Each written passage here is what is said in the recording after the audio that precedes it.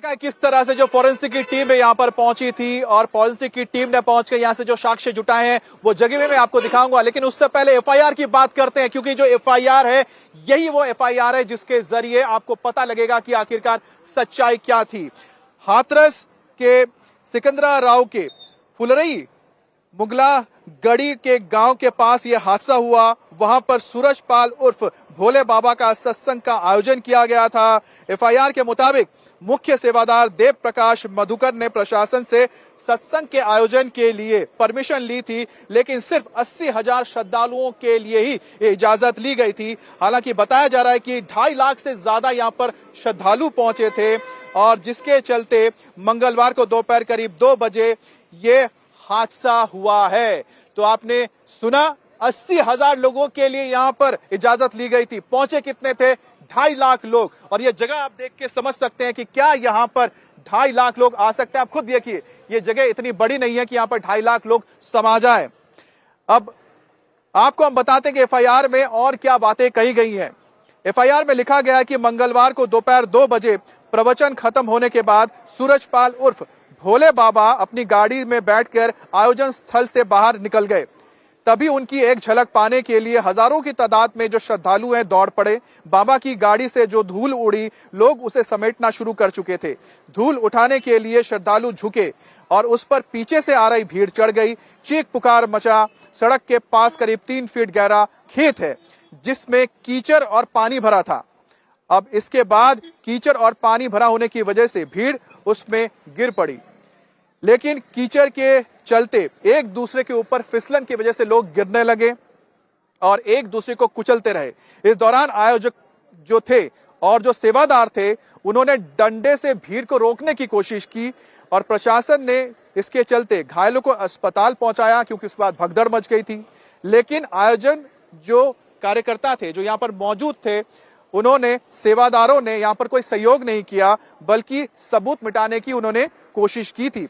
इसके साथ ही और भी आपको तथ्य हम बता रहे हैं। जब ये तथ्य आप एक एक करके जानेंगे तो समझेंगे कि आखिरकार इस दुर्घटना के पीछे मुख्य रूप से कौन जिम्मेदार थे। हाथरस में जो हादसा हुआ उसमें जो एफआईआर दर्ज की गई है उसमें मुख्य सेवादार देव प्रकाश मधुकर को आरोपी बनाया गया है और साथ ही साथ इसके अलावा एफआईआर में अज्ञात आयोजक जो हैं, जो सेवादार के तौर पर यह काम कर रहे थे, उनके भी नाम शामिल किए गए हैं। एफआईआर में बाबा का नाम फिलहाल नहीं है, लेकिन जल्द ही उसका नाम भी इसमें जोड़ा जा सकता है और उसके बाद नामजद एफआईआर दर्ज की जा सकती है। सवाल यह है कि आखिर 121 जो मौत है उसका जिम्मेदार कौन है? 28 वो लोग अभी भी अस्पताल में मौजूद है, उनके मौत का जिम्मेदार कौन है? एक रिपोर्ट आपको दिखाते हैं जिससे आप समझेंगे कि आखिरकार किस तरह से यह घटना हुई थी और इस घटना की वजह और साथ ही साथ इसके आरोपी और जिम्मेदार कौन लोग हैं। इस वक्त हम बाबा सरकार नारायण हरि के उस सत्संग मैदान में मौजूद हैं जहां पर 80,000 लोगों के सत्संग की परमिशन ली गई। पुलिस की एफआईआर कहती है कि सत्संग के लिए 2.5 लाख से ज्यादा लोग जुटे। दोष बाबा को दिया जा रहा है, लेकिन एक सवाल प्रशासन से भी पूछा जाना चाहिए कि 80,000 लोगों की भीड़ को काबू करने के लिए कितने पुलिस वाले लगाए गए थे।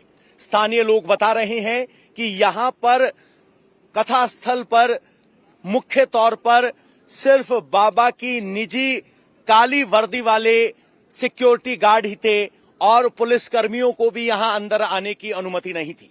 कोई भी यहां वीडियो रिकॉर्ड नहीं कर सकता था और ये मानो उनका निजी इलाका हो जहां प्रशासन की पहुंच तक नहीं थी। तो ऐसे में सिर्फ आयोजक पर दोष देकर प्रशासन नहीं बच सकता। प्रशासन को बताना होगा कि 80,000 लोगों की भीड़ को संभालने के लिए कितने पुलिस वाले तैनात किए गए थे, क्योंकि असली समस्या की जड़ मिसमैनेजमेंट है। क्योंकि स्थानीय लोग जो यहां मौजूद हैं वो बता रहे हैं कि पुलिस वालों की संख्या 10, 12, 15, 20 से ज्यादा नहीं थी। तो क्या सिर्फ 20 पुलिस वालों के भरोसे 80,000 लोगों की सुरक्षा को सौंपा जा सकता है? और क्यों प्रशासन इस हद से दूर खड़ा था, मूक दर्शक बना हुआ? और यहां बाबा की पंडाल में जब भीड़ जुटी तो प्रशासन ने एहतियात के तौर पर क्या कदम उठाए वो भी प्रशासन को बताने चाहिए। तो आखिरकार जब बाबा के यहां पर सेवादार आयोजक मौजूद थे तो उन्होंने मदद क्यों नहीं की? जो लोग यहां पर मदद के लिए गुहार लगा रहे थे, क्यों उनको मदद नहीं गई? इस बीच बाबा की तलाश हो रही है। बाबा का जो आश्रम है मैनपुरी में, वहां पर भी पुलिस पहुंची है दबिश देने के लिए, बाबा की खोज लेने के लिए। हमारे संवाददाता भी वहां पर पहुंचे और यह भी पता लगाने की कोशिश की कि आखिरकार 121 लोगों की जो जिंदगी चली गई उसके पीछे की वजह क्या थी। बाबा के सत्संग में 2.5 लाख लोग पहुंचे थे और ऐसे में उन्हें कंट्रोल करने के लिए पुलिस प्रशासन कहां था? एक बड़ा सवाल है। प्रशासन के भीड़ का अंदाजा पहले से क्यों नहीं था कि इतनी बड़ी भीड़ यहां पहुंच सकती है?